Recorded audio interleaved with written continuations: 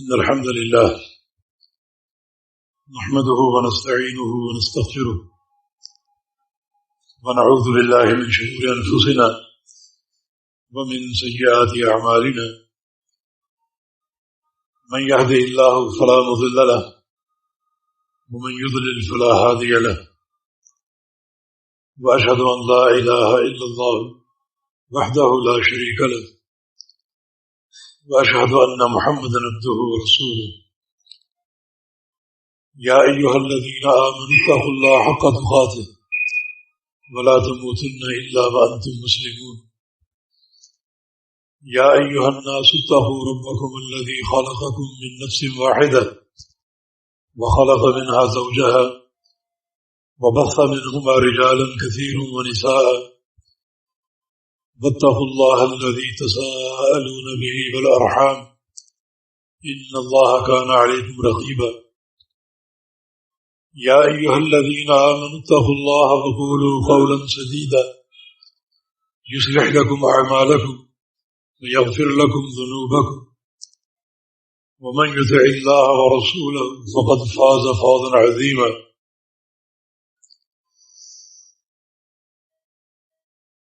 أما بعد فإن أصدق الكلام كلام الله وأحسن الهدي هدي محمد صلى الله عليه وسلم وشر الأمور محدثاتها وكل محدثة بدعة وكل بدعة ضلالة وكل ضلالة في النار من يطع الله ورسوله فقد رشد واهتدى ومن يعص الله ورسوله فقد ضل وغوى اللهم صل على محمد وعلى آل محمد كما صليت على إبراهيم وعلى آل إبراهيم إنك حميد مجيد اللهم بارك على محمد وعلى آل محمد كما باركت على إبراهيم وعلى آل إبراهيم إنك حميد مجيد سبحانك لا علم لنا إلا ما علمتنا إنك أنت العليم الحكيم رب اشرح لي صدري ويسر لي أمري واحلل عقدة من لساني يفقه قولي لقد قال الله سبحانه وتعالى أعوذ بالله من الشيطان الرجيم من همزه ونفخه ونفثه بسم الله الرحمن الرحيم فليحذر الذين يخالفون عن أمره أن تصيبهم فتنة أو يصيبهم عذاب أليم.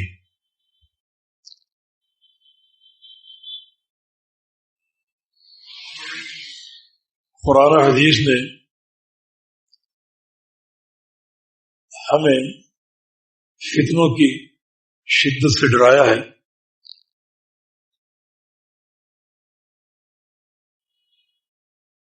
فتنوں کی یلغار بڑی ہی تباہ کن ہوتی ہے.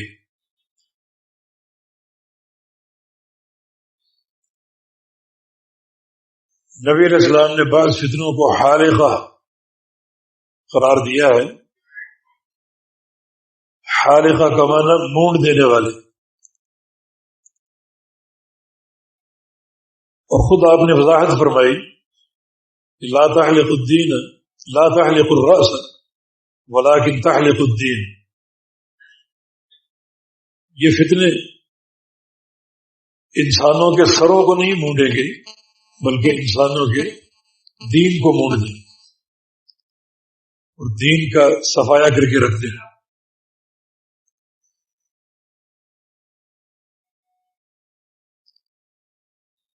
خود نبی علیہ السلام دعا کیا کرتے تھے وَإِذَا أَرَدْتَ فِي عِبَادِكَ فِتْنَةً فَاقْبِضْنِي إِلَيْكَ غَيْرَ مَفْتُونٍ. الہ العالمین، اگر تو اپنے بندوں میں فتنے اتارنے کا فیصلہ فرما لے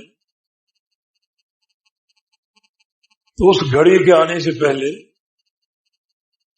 میری روح قبض کر لینا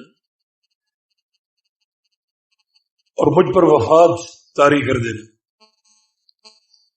تاکہ فتنوں کا دور دیکھے بغیر میں تجھ تک پہنچ جاؤں۔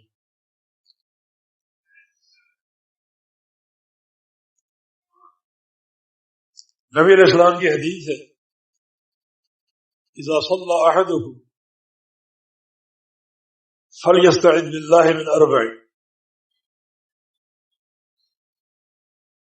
جب بھی تم نماز پڑھو تو 4 چیزوں کے شر سے اللہ تعالی کی پناہ ضرور طلب کرو۔ یہ ہر نماز کی تشہد، اللہم انی اعوذ بک من عذاب القبر، اے اللہ عذاب قبر سے تیری پناہ چاہتا ہوں، ومن عذاب جہنم، اور جہنم کے عذاب سے بھی تیری پناہ چاہتا ہوں، ومن فتنۃ المحیا والممات، اور زندگی اور موت کے فتنے سے بھی تیری پناہ چاہتا ہوں، ومن شر فتنۃ المسیح الدجال، اور دجال کی تباہ کاریاں اور اس کے فتنوں کے شر سے بھی تیری پناہ چاہتا ہوں۔ تو اس دعا میں بھی زندگی اور موت کے فتنے کا ذکر ہے۔ یہ فتنے بڑے ہولناک ہیں۔ فتنہ کا معنی کیا ہے؟ علماء لغت نے فتنہ کا معنی کیا ہے ادخال الذهب فی النار لتتمیز جودته من الدناء، سونے کو آگ میں ڈالنا تاکہ سونے کی کھوٹ نکل جائے اور خالص سونا الگ ہو جائے، یہ فتنہ ہے۔ سونے کو آگ میں ڈالنا تاکہ اس کی کھوٹ نکل جائے اور جو خالص اور عمدہ اس کا حصہ ہے وہ الگ ہو جائے، یہ ہر فتنے کا ایک لازمی نتیجہ ہے۔ جو فتنہ مسلط ہوتا ہے تو ہر فتنے میں لوگ 2 قسموں میں تقسیم ہو جاتے ہیں۔ کچھ لوگ تو استقامت کی بنا پر سونا بن جاتے ہیں، خالص سونا، انتہائی عمدہ، اور کچھ لوگ فتنوں کی الغار پر پوری طرح کھوٹ میل کچیل بن جاتے ہیں، بالکل بیکار قسم کے لوگ۔ تو ہر فتنے کا یہ نتیجہ لازمی ہے، یہ تمیز ضروری ہے، اور یہی فتنوں سے حکمت الہیہ ہے۔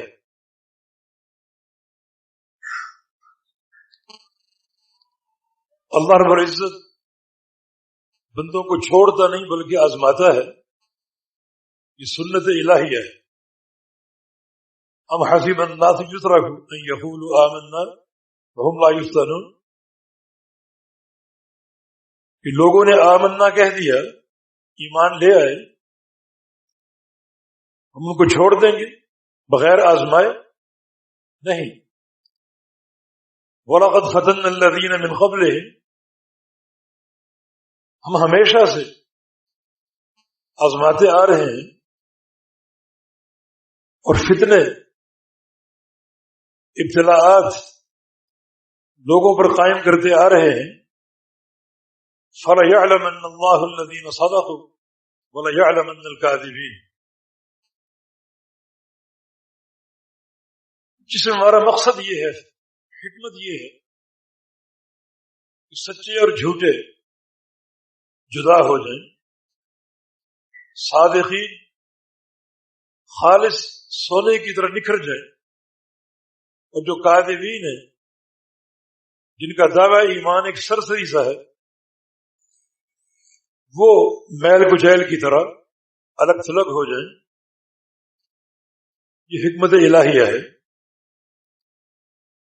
اس لیے فتنوں کی یلغار بڑی ہولناک ہوتی ہے۔ اللہ تعالیٰ کا جھنجھوڑنا بڑا ہولناک ہوتا ہے،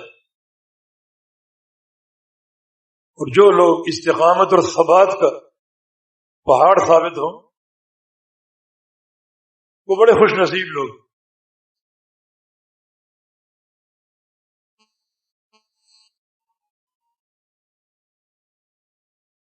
نبی علیہ السلام کی ایک حدیث صحیح بخاری میں جس کے راوی حذیفہ بن یمان رضی اللہ عنہ ہے، نبی علیہ السلام کا ارشاد ہے کہ تعرض الفتن علی القلوب کعرض الحصیر عودا عودا،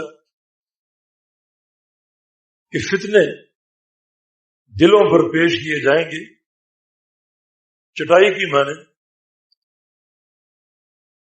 جس طرح چٹائی ایک ایک تن کا جوڑنے سے بنتی ہے،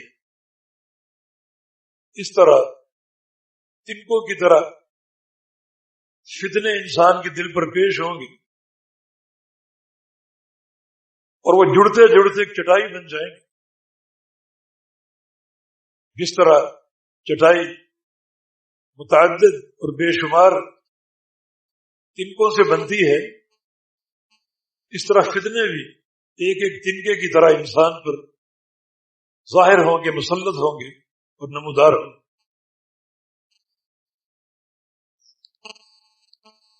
فَأَيُّ قَلْبٍ أُشْرِبَهَا نُكِتَتْ فِيهِ نُكْتَةٌ سَوْدَاء وَأَيُّ قَلْبٍ أَنْكَرَهَا نُكِتَتْ فِيهِ نُكْتَةٌ بَيْضَاء، جس دل نے ان فتنوں کو قبول کر لیا اس دل میں ایک سیاہ نشان لگا دیا جائے گا، اور جس دل نے ان فتنوں کا انکار کر دیا اس دل میں ایک سفید چمکدار نشان لگا دیا جائے گا۔ حتی تصیر القلوب علی قلبین، حتیٰ کہ کائنات میں رہنے والوں کے دل دو طرح کے ہو جائیں گے، قلب ابیض، کچھ کا دل سفید ہوگا مثل صفا، سنگ مرمر کی طرح ملائم اور سفید،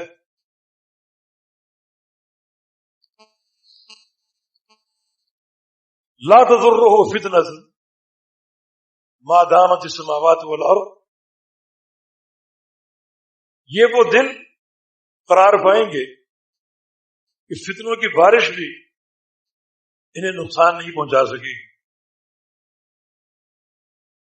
اور کچھ دل جو ہیں قلب اسود، سیاہ ہو جائیں گے،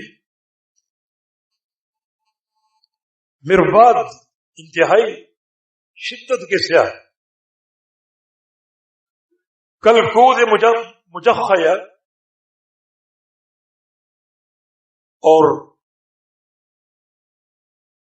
وہ ایک پیالے کی طرح الٹے رکھ دیے جائیں گے۔ یہ بڑی خطرناک تشبیہ ہے۔ پیالہ اگر پانی سے بھرا ہو اسے الٹا دیا جائے تو اندر کا پانی گر جاتا ہے، اوندا رکھا جائے تو پھر اس میں پانی دوبارہ داخل نہیں ہوتا۔ اس طرح اللہ رب العزت ان دلوں کو الٹا دے گا، جو کچھ ایمان کی رمق ہوگی وہ نکل جائے گی، الٹے پیالے کی طرح وہ دل پڑے ہوں گے جن میں دوبارہ ایمان داخل نہیں ہوگا۔ تو فتنوں کے وقوع میں یہ دو نتیجے لازمی، کچھ لوگ سفید دلوں کی کے مالک ہوں گے جنہیں کوئی نقصان نہ ہوگا، وہ توحید کے، عقیدے کے، منہج کے ٹھوس پہاڑ ہوں گے۔ اور کچھ لوگ جو ہیں فتنوں کو قبول کرنے کی بنا پر سیاہی اور سیاہ دلی کے خطرناک راستے پر جھونک دیے جائیں گے، جن کے دلوں کو اللہ رب العزت الٹا دے گا تاکہ اندر کا ایمان پانی کی طرح باہر بہہ جائے۔ جیسے الٹے پیالے میں پانی داخل نہیں ہوتا، اس طرح کبھی ان دلوں میں ایمان داخل نہ ہو۔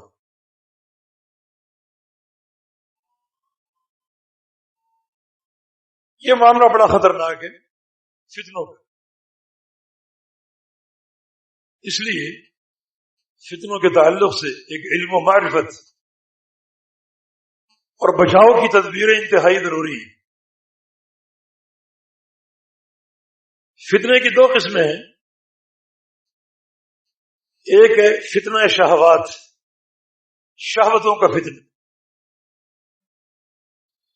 اور ایک ہے فتنہ شبہات، دین کے تعلق سے شبہات کا فتنہ۔ دونوں فتنے اپنی طرح اپنی جگہ خطرناک ہیں۔ انسان کے اندر جو شہوات رکھی گئی ہیں، اگر وہ بے راہ روی کی شکل اختیار کر لے تو بڑی تباہ کن ہو سکتی ہیں۔ مال کی شہوت، عورت کی شہوت، اولاد کی شہوت، یہ ساری خواہشات انسان کے اندر موجود ہیں۔ مال کے تعلق سے انسان اگر بے راہ روی کا شکار ہو جائے، اس کے کاروبار میں حرام اور سود کی آمیزش ہو جائے، تو گویا اس کے دل نے اس مال کے فتنے کو قبول کر لیا،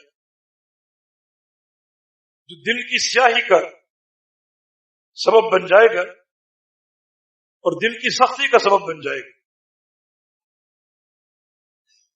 نبی علیہ السلام کا فرمان ہے فاتقوا الدنیا واتقوا النساء فإن أول فتنة بني إسرائيل كانت في النساء۔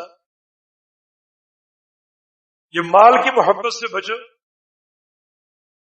اور عورتوں کی محبت سے بچو۔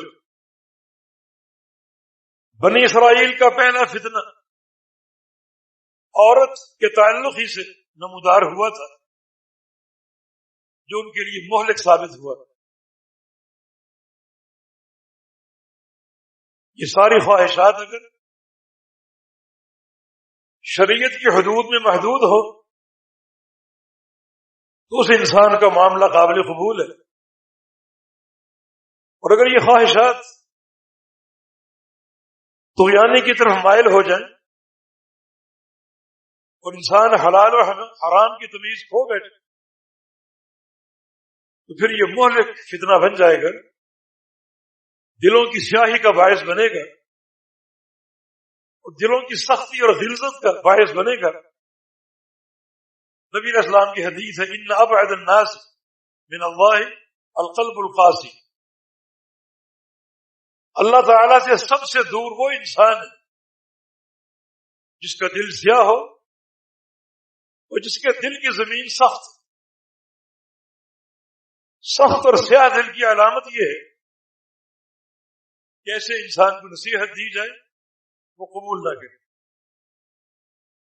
کتاب و سنت کی باتیں بتائی جائیں وہ مان کے نہ دے، معنی اس کے دل سخت،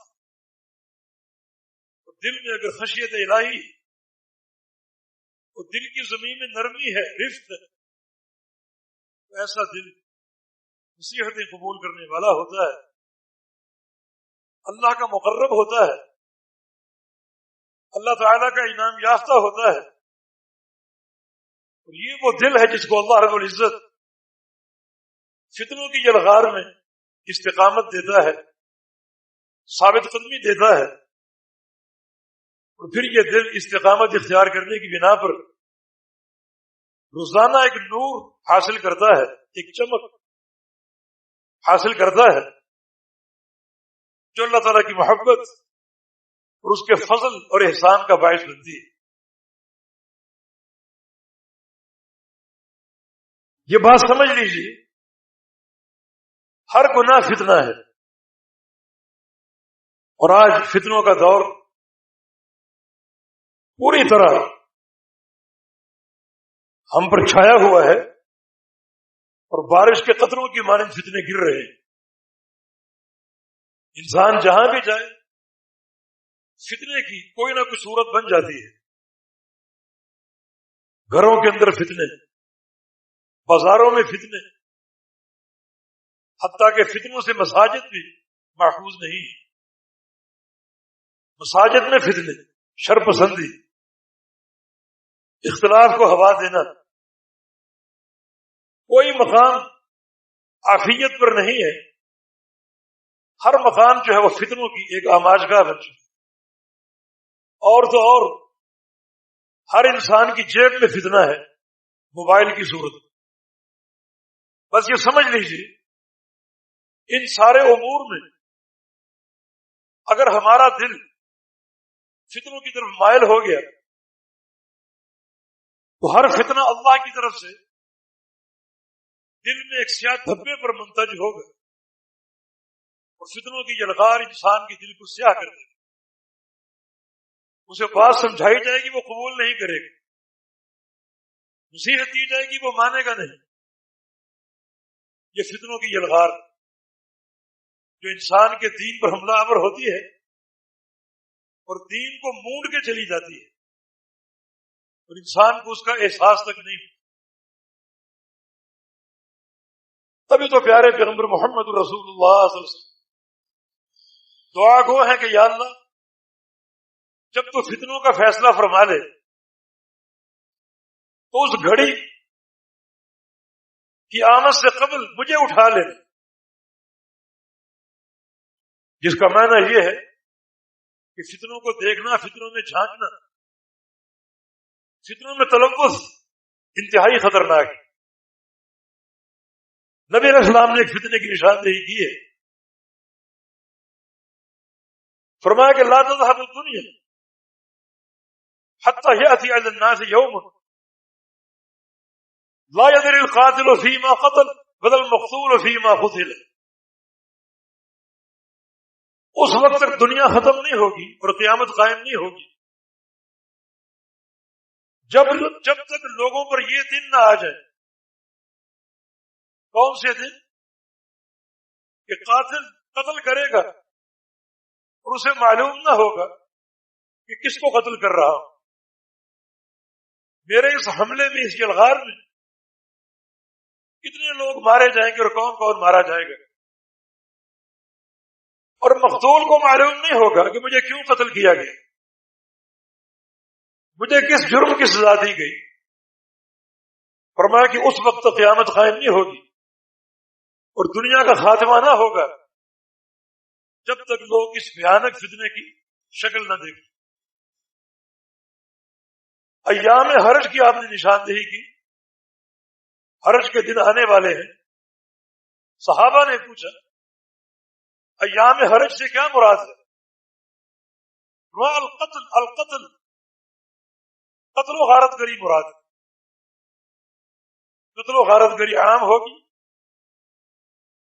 اور یہ فتنہ ایک اندھی شکل اختیار کر لے گا، جس اندھی شکل کا معنی یہ ہوگا کہ قاتل قتل کرے گا، اسے معلوم نہ ہوگا کہ میرے اس حملے میں کون مارا جائے گا اور کیوں مارا جائے گا، اور مقتول قتل ہوگا، اسے معلوم نہ ہوگا کہ میرے اس حملے میں میں کیوں مارا گیا، مجھے کیوں قتل کیا گیا۔ نبی علیہ السلام کی ایک حدیث میں یہ صراحت مذکور ہے، اذا رأيتم ذلك فانتظروا الدجال۔ جب تم فتنے کی یہ ہولناک شکل دیکھ لو، قتل و غارت گری ایک اندھی شکل اختیار کر چکی ہے، اور قاتل اور مقتول کو معلوم ہی نہیں کون قتل ہو رہا ہے اور کیوں قتل ہو رہا ہے، تو پھر تم دجال کا انتظار کرنا، اما اليوم اما الغد، وہ آج بھی آ سکتا ہے اور کل بھی آ سکتا ہے۔ معنی فتنوں کی یہ تشویشناک صورتحال یہ قرب قیامت کی علامت ہے۔ اس وقت ہمارا ملک پاکستان داخلی سازشوں کا شکار ہے، اور میڈیا کی رپورٹ کے مطابق اس ایک آدھ ہفتے میں 100 سے زائد لوگ مختلف حملوں اور فتنوں میں ہلاک کیے جا چکے ہیں، اور شکل و اندھے فتنے کی ہے۔ حملے ہوتے ہیں، دھماکے ہوتے ہیں، اور حملہ کرنے والوں کو معلوم نہیں ہے اس کی زد میں کون آئے گا، اور مقتول کو معلوم نہیں ہے مجھے کیوں قتل کیا گیا، کیا گناہ ہے۔ بعین ہی یہ صورتحال قیامت کے دن پیش آئے گی۔ یأتی المقتول یوم القیامہ متعلقا بقاتلہ وأوداجه تشجب دما ويقول یا رب صلح فیما قتلنا۔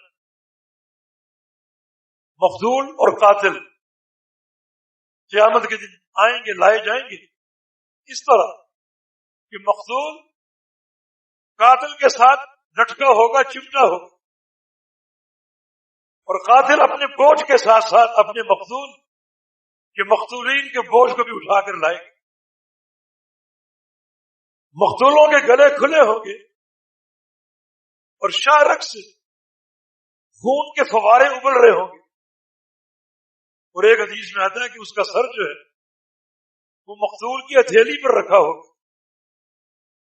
اولین و آخرین کے سامنے یہ قضیے پیش ہوں گے، اور مقتول میدان معاشر میں چیختا آئے گا، یا رب صلح فیما قتلنا، یا اللہ اس سے پوچھ اس نے مجھے کیوں قتل کیا تھا، میرا کیا گناہ تھا، یا اللہ مجھے انصاف چاہیے۔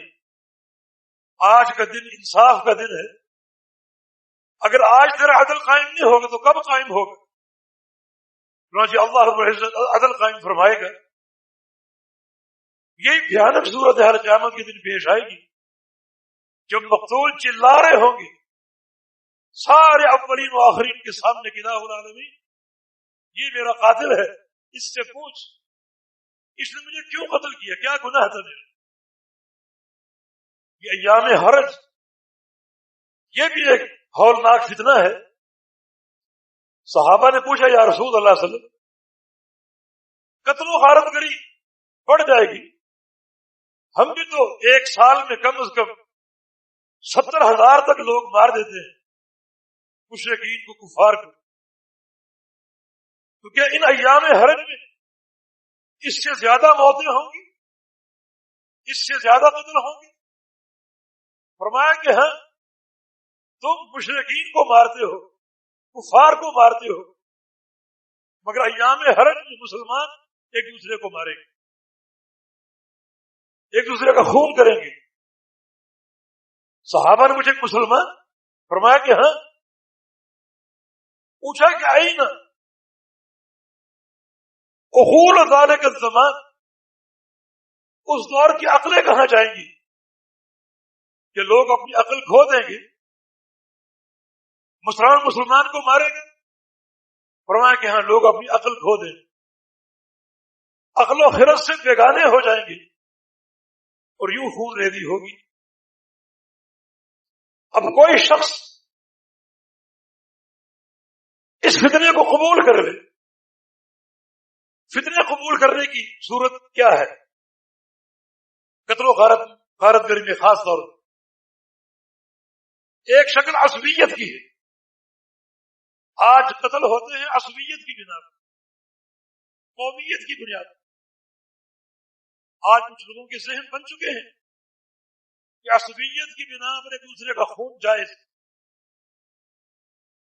اگر کسی شخص نے عصبیت کے فتنے کو قبول کر لیا، اس کے دل میں اپنی قوم یا اپنے لسان اور زبان کی محبت گھر کر گئی، وہ فتنے میں ملوث ہو یا نہ ہو، مگر یہ قبول کرنا ہی اس کے دل کو سیاہ کر دے گا۔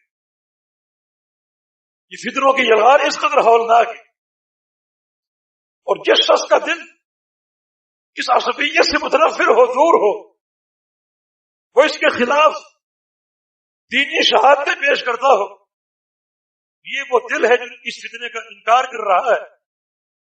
اللہ اس دل کو چمکدار بنا دے گا، مجلہ اور مصفا کر دے گا، روشن کر دے گا، اس دل کو ثابت قدمی دے گا، اور آئندہ آنے والے فتنوں سے اللہ تعالی بچاؤ کی توفیق اور ہمت دے گا۔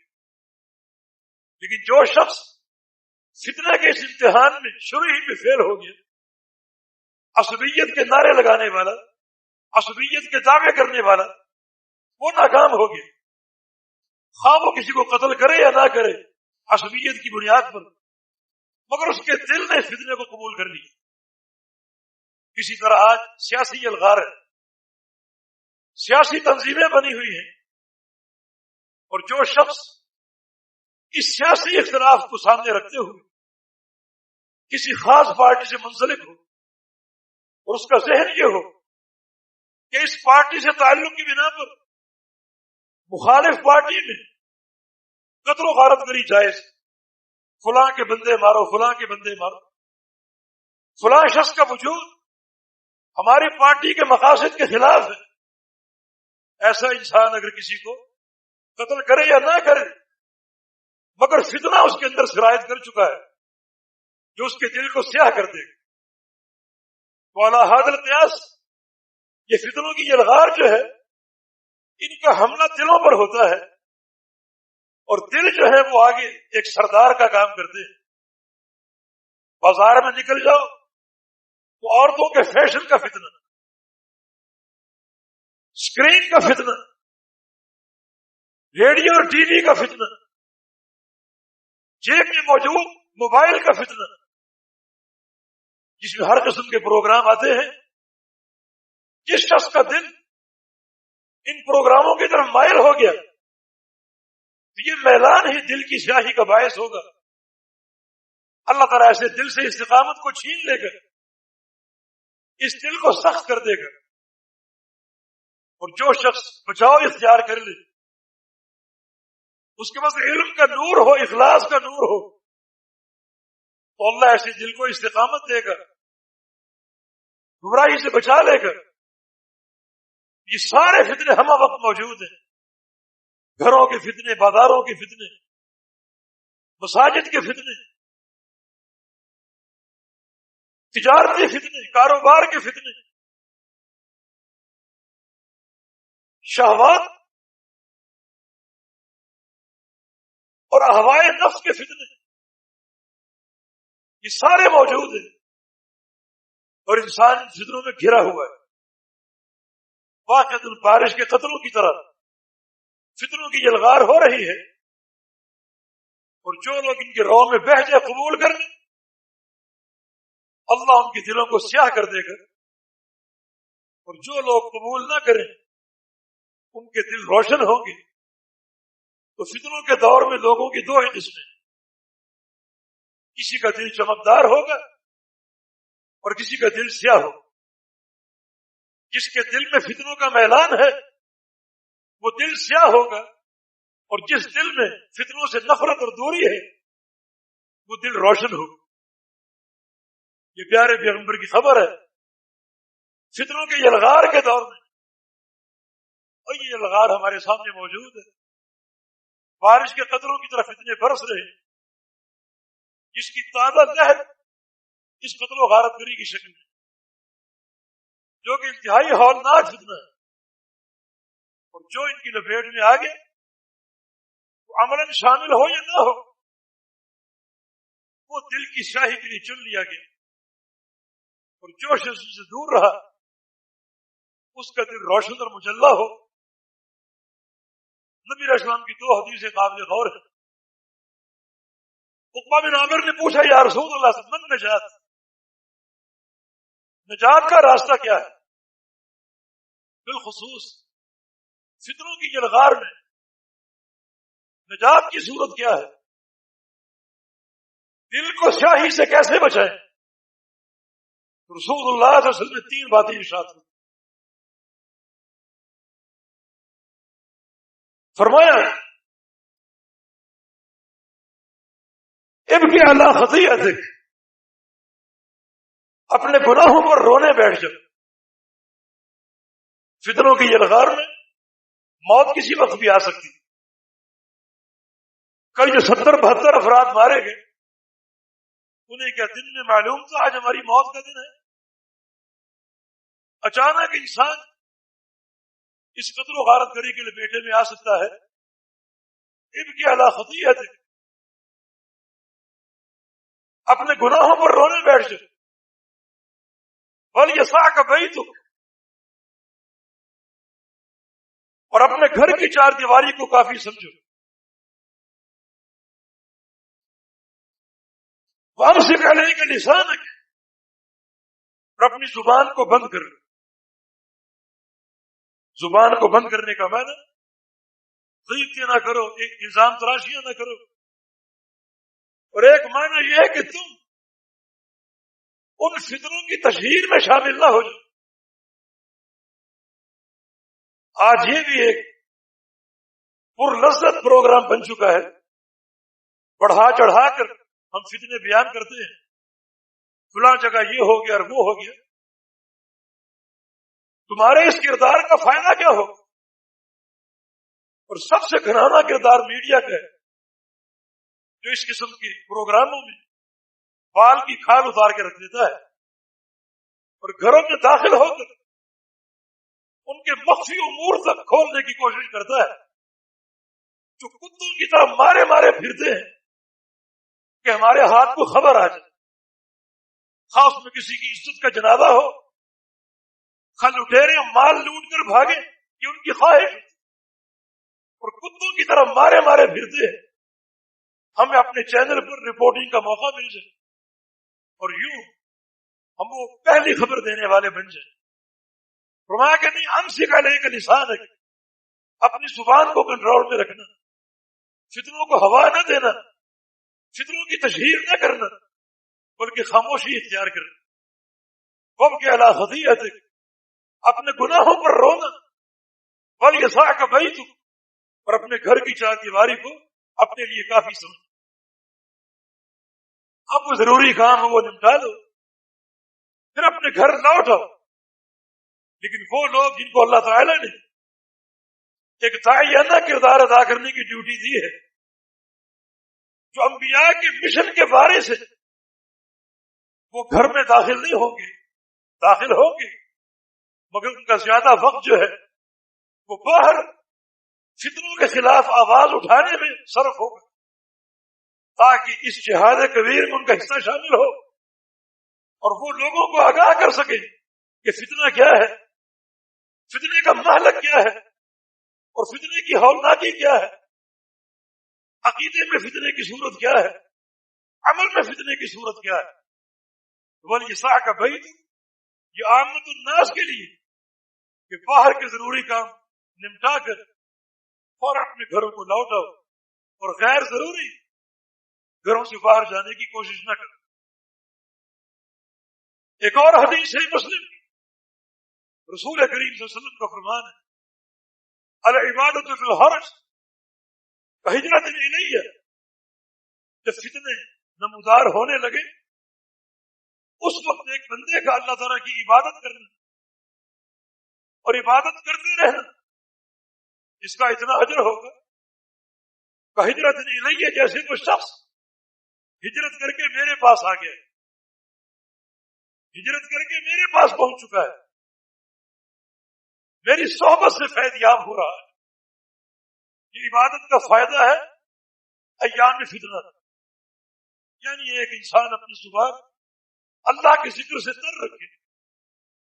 ایک شخص عبادات ان کے صحیح اوقات میں انجام دے اور جو منہج عبادت ہے اس کو اختیار کر لے، بجائے اس کے کہ فتنوں میں وہ جھانکے اور اپنے وقت کو ضائع کرے، بجائے اس کے کہ ٹی وی کے سامنے بیٹھ کر چینل تبدیل کر رہا ہے، کبھی یہاں اور کبھی وہاں، اور فطروں میں داخل ہونے کی کوشش کر رہا ہے، الگ تھلگ ہو کر اللہ کا ذکر کرے، اللہ تعالیٰ کی عبادت کرے، قرآن پاک کی تلاوت کرے، منہج استغفار کو اختیار کرے، گناہوں کو یاد کر کے روئے، کیونکہ یہ دور چل چلاؤ کا دور ہے، کسی وقت بھی موت آ سکتی ہے، اور فتنوں کی یلغار عام ہو جائے تو پھر ہر شخص موت کے سامنے کھڑا ہے۔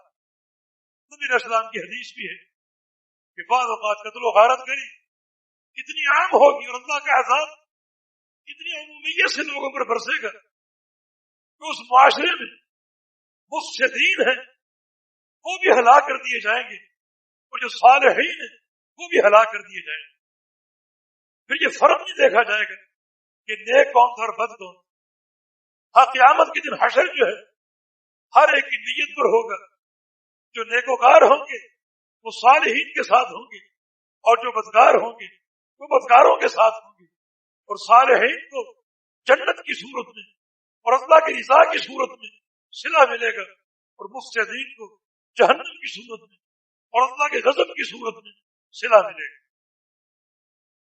تو ان سارے نصوص کا خلاصہ یہ ہے کہ اللہ رب العزت جب فتنوں کا ارادہ فرما لے گا، یہ فتنے بڑے ہولناک ہوں گے اور وہ دور بڑا تباہ کن ہوگا، اور فتنوں کی تاثیر دو طرح سے نمایاں ہوگی، کچھ لوگوں کے دل سفید ہوں گے اور کچھ کے سیاہ۔ تیسری کسی قسم کا ذکر نہیں، یہ سفید دلوں والے یہ سیاہ دلوں والے، بس لوگوں کی دو ہی قسمیں ہوں گی، اور لوگ ان دو قسموں میں تقسیم ہیں۔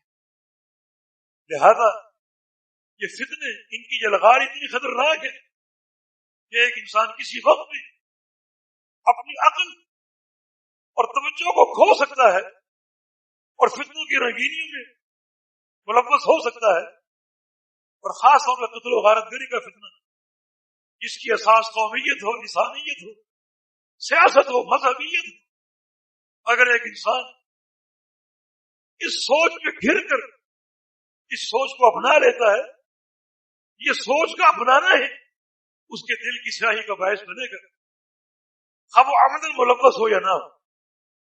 نبی رسول اللہ صلی اللہ علیہ وسلم نے بڑے شد و مد کے ساتھ فطروں سے دوری اختیار کرنے کی ہدایات دی، یہاں تک فرما دیا کہ تم رات کی تاریکی میں کسی پہاڑ پہ چڑھ جانا اپنی تلوار ساتھ لے کر، اور اس تلوار کی دھار کو کسی چٹان پر مارنا حتیٰ کہ وہ کند ہو جائے اور کسی کو قتل کرنے کے قابل نہ رہے، پھر وہ تلوار اپنی نیام میں لے کر اتر آنا۔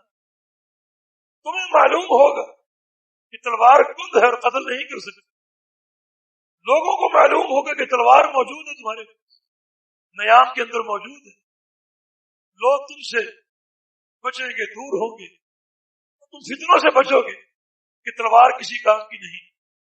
اور بعض حدیثوں میں نبی علیہ السلام کا ارشاد ہے، خود سیف من خشب، لکڑی کی تلوار لے لینا، اس کو نیام میں ڈال دینا، لوگ سن کے تلوار ہے تمہیں نقصان نہ پہنچائے، اور تم سمجھو کہ تلوار لکڑی کی ہے جو کسی کو مار نہیں سکتی، تاکہ تم فتنوں سے دور رہو۔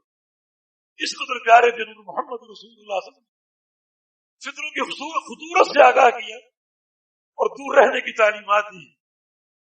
لہذا ان احادیث کو سامنے رکھتے ہوئے، ان نصوص کو سامنے رکھتے ہوئے، اور یہ بات جانتے ہوئے ہر فتنے کے دو نتیجے ہیں، کسی کا دل سفید ہوگا اور کسی کا دل سیاہ ہوگا۔ ہم اس نور کو حاصل کرنے کی توقع کریں، وہ تدبیریں اختیار کریں جن کی پیارے پیغمبر نے تعلیم دی ہے، دین کی امانت کو تھامے رکھیں، اللہ کی عبادت کے منہج کو برقرار رکھیں، علم نافع حاصل کریں، علماء سے منسلک رہیں تاکہ فتنوں سے آگاہی ہوتی رہے اور ایک علم حاصل ہوتا رہے، اور یہ آگاہی در حقیقت بچاؤ کا ایک اہم راستہ ہے، اور بچاؤ کی اہم ترین صورت ہے جس پر چل کر انسان اپنے ایمان کو بچا سکتا ہے، اپنے دین کو بچا سکتا ہے، اور اپنے دل کو سیاہ ہونے سے محفوظ رہ سکتا ہے۔ یہ نبی علیہ السلام کی جو صحیح بخاری کی حدیث آپ نے سنی حذیفہ بن یمان کی روایت سے، جس کا خلاصہ یہ ہوا کہ فتنے کثرت سے آنے والے ہیں، چٹائی کے تنکوں کی مانند۔ جس دل نے ان فتنوں کو قبول کر لیا وہ دل سیاہ ہو جائیں گے، اللہ سے دور اور اس کے غضب کے مستحق اور جہنم کے عذاب کے مستحق۔ اور جس دل نے ان فتنوں کو قبول نہ کیا، ان کا انکار کر دیا، وہ دل روشن ہوں گے، مجلہ اور مصفا ہوں گے، یہ جنتی لوگ ہیں، اللہ کے مقربین ہیں اور اللہ کے محبوبین ہیں۔ یہ دو نتیجے لازمی ہر فتنے کے ساتھ، لہذا ہر شخص فتنوں سے دور رہنے کی کوشش کرے، شریعت کے دامن کو تھامتے ہوئے اور کتاب و سنت کے نور سے اپنے آپ کو روشن کرتے ہوئے اور منور کرتے ہوئے، اور ساتھ ساتھ ایک ہتھیار کو کثرت استعمال کرتے ہوئے، اور وہ ہتھیار دعاؤں کا ہے۔ الدعاء سلاح المومن، دعا مومن کا ہتھیار ہے۔ ایسے موقع پر کثرت سے دعا کرنا، اللہ تعالیٰ سے استعاذہ کرنا کہ یا اللہ تو پناہ دے دے۔ اس کی پناہ کا بڑی محفوظ ہے، اس کی پناہ میں جو شخص آ جائے وہ کیسے حصار میں آ جائے گا، اسے کوئی فتنہ نقصان نہ دے گا، بلکہ علم کا نور، عمل کا نور، عقیدے کا نور اس کی حفاظت کا باعث بنے گا۔ ایک انسان کا کردار ان نصوص میں عیاں ہوتا ہے، اس کردار کو لازماً اختیار کرنا ضروری ہے کہ آج کا دور فتنے کا دور ہے اور قرب قیامت کا دور، کیونکہ اندھے فتنے کی شکلیں ہم دیکھ رہے ہیں۔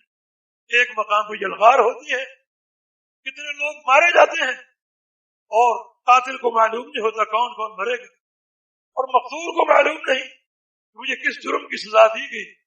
یہ اندھا فتنہ ہے جو دجال کے ظہور کو قریب کر دے گا۔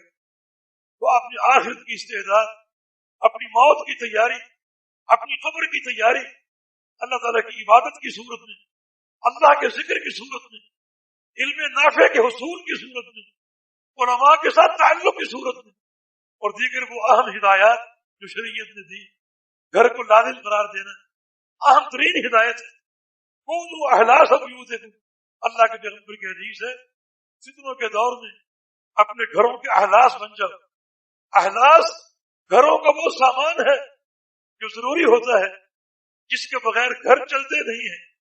جیسے پانی کا مٹکا ہے، یہ ہنڈیا کے لیے چولہا ہے، ہنڈیا ہے، آگ ہے، یہ وہ چیزیں ہیں جو گھر کے لیے ضروری ہے۔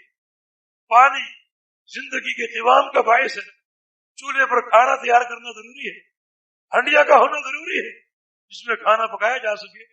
تو گھر کا چولہا بن جاؤ، گھر کی ہنڈیا بن جاؤ، اور کسی ضروری کام کاج کے بغیر گھروں سے باہر نہ نکلو، اللہ کا ذکر کرو، عبادت کرو۔ اس عبادت کا فائدہ یہ ہے کہ فتنوں میں عبادت نبی علیہ السلام کی ہجرت کرنے کے مترادف ہوگی، بہت بڑا اجر ہوگا، اور ایسا انسان اللہ کے پیارے پیغمبر کی صحبت کو پا کر ہر فتنے سے محفوظ رہ سکتا ہے، عافیت اور قرب الہی کا راستہ اپنے لیے منتخب کر سکتا ہے۔ یہ شریعت کچھ ہدایات جو آپ کے سامنے پیش کر سکا، اللہ پاک ہمیں عمل کی توفیق عطا فرما دے، اللہ پاک ہمیں فتنوں سے محفوظ رکھے، اللہ اپنی رضا عطا فرما دے، اللہ پاک استغفار کی توفیق دے دے، اپنے ذکر کی توفیق دے دے، اپنی عبادت کی توفیق دے دے، خالص توبہ کی توفیق دے دے، اور اللہ رب العزت فتنوں کی الغار سے ہم سب کو محفوظ رکھے۔ اقول قولی ھذا واستغفر اللہ لی ولکم، وآخر دعوانا الحمد للہ رب العالمین۔